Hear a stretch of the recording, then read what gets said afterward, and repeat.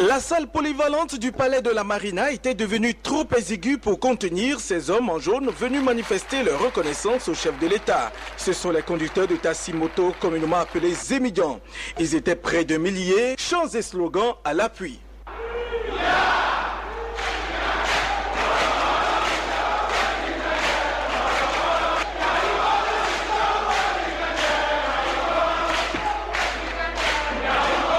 À plusieurs reprises, ils ont souhaité cette rencontre pour pousser le chef de l'État à poursuivre sans relâche les nombreux chantiers de développement. Et leur disponibilité à toujours le soutenir et à l'accompagner n'est plus à démontrer, surtout face à l'évolution de l'actualité sociopolitique, aujourd'hui très austère. Très sensible à cette démarche des hommes en jaune, le chef de l'État Boni Yayi leur a réitéré sa profonde sympathie. C'est d'ailleurs cela qui l'a amené, a-t-il rappelé, à se rendre au palais à Zémidian il y a quelques mois.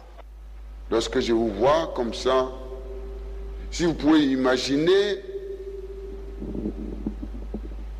ma sensibilité, je sais comment vous traînez, je sais vous êtes soucieux, mais je souhaite que vous me preniez au sérieux. La République ne vous a pas oublié. Voilà pourquoi d'ailleurs le projet moteur à 4 temps a été initié avec ses avantages, a rappelé le président de la République. Il a ensuite invité le ministre de l'Environnement à donner quelques précisions sur le projet. Changer 10 000 motos. Et actuellement, nous n'avons même pas encore obtenu 100.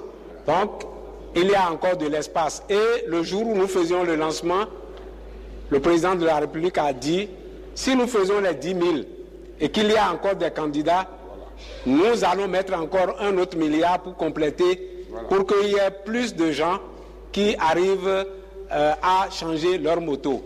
Mais ce n'est pas tout. Si vous constatez aujourd'hui, si vous achetez votre moto 4 temps à l'extérieur et vous amenez au Bénin, les frais de douane sont presque insignifiants. Ainsi donc, la lutte contre la pollution sur toute l'étendue du territoire national serait une réalité. Boni Yayi est revenu sur les efforts faits par son gouvernement pour que la gratuité de l'éducation, de la santé, l'octroi de microcrédits aux plus pauvres et autres soit une réalité tangible. Le Bénin est un et indivisible, mes chers compatriotes. C'est mon devoir de vous le dire.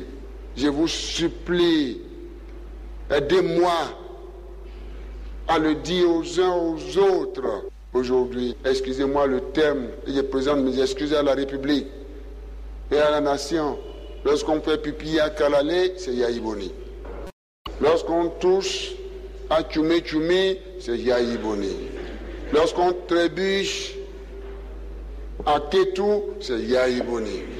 Lorsqu'on tombe dans un ministère, c'est Yayi Boni. Ces images que ça donne, ces images que ça laisse à l'international ne desservent pas que Yayi Boni. Elles desservent tout le monde. Par votre boulot, aidez-moi, expliquez. La question de la Lépi a été un point culminant au cours de la rencontre. Boni Yayi a profité de l'occasion pour inviter les acteurs politiques et tous les Béninois à la table du compromis. Je demande pardon aux uns aux autres. Cette question ne doit pas nous diviser. Et je ne veux plus qu'on parle de marche par-ci, de marche par-là, que nous nous retrouvions, j'ai écouté l'archevêque.